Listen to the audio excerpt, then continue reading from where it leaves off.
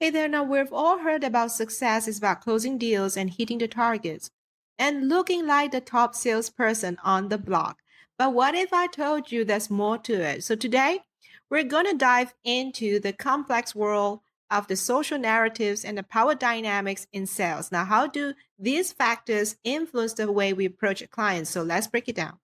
Now, let's kick off some of our social narratives. Now, success in sales has its own story, one that often says you need to be constantly winning, closing, and thriving.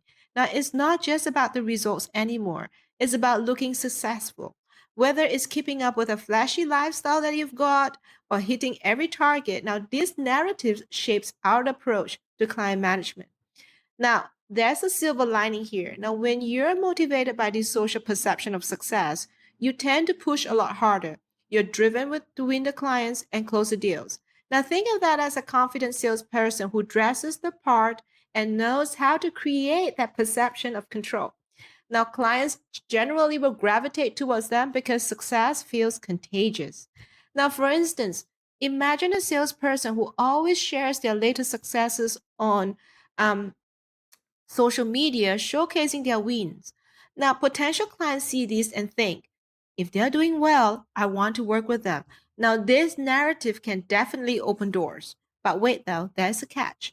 Now, if you're too focused on keeping up with the appearances, you risk losing sight of building genuine relationship, which is the core of our book of business. Now, sales is about trust, not just optics. Now, this is when narratives becomes dangerous and you might burn bridges with clients who feel misled. Now, imagine a scenario where a salesperson guarantees results that they can't deliver and just to close the deal quickly. The client realizes that they've been misled and it erodes the trust, and that relationship is likely to damage beyond repair. Okay, so now let's pivot to another crucial concept, power distance. Now, this is all about how authority is distributed in a business setting. Now, in some cultures, the boss holds all the power, while in others, decision making is more inclusive. Now, if you don't understand who really holds the power, you'll be pitching to the wrong person. Now, picture this: you're trying to close a deal with a junior manager who loves and raves about your product, but they just don't have the authority to make the final call. Now, knowing who the decision maker ahead of time is super crucial. Now, instead of wasting time with the junior manager, identify the executive who has the final say. Lastly, let's not forget about the communication styles. Now, high context communication relies on relationships and subtle cues, while low context communication is all about being direct. Now, if you can't read the room, you miss all the critical signals. Imagine negotiating with a client who avoids saying no outright. Now, in high context scenario, that's a red flag. In a low context communication, what do? You keep pushing.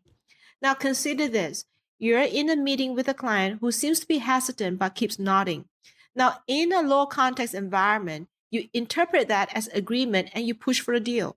However, though, in a high context situation, that nodding could just mean they're uncomfortable, but they don't want to disrupt the flow. Now, you miss that signal, it's going to cost you that deal. So, how do we manage these narratives and power dynamics? Now, it's all about balance. Now, instead of chasing external validation, focus on creating real value for your clients. Now, this mindset shift can lead to a more sustainable success. Do your homework on the client's hierarchy before the meeting and adjust your communication style accordingly. Now, if you're dealing with high context communicators, let the conversation unfold naturally. Now, mastering the interplay between the social narratives and power distance, as well as the communication styles, it elevates your sales game. Now, understand these dynamics is the key to forging authentic client relationships. So, what is the narrative in sales? Share them in the thoughts in the comments, okay? Well, meantime, my name is Dean. I'm the Sales Rebel. I'll see you in the next one.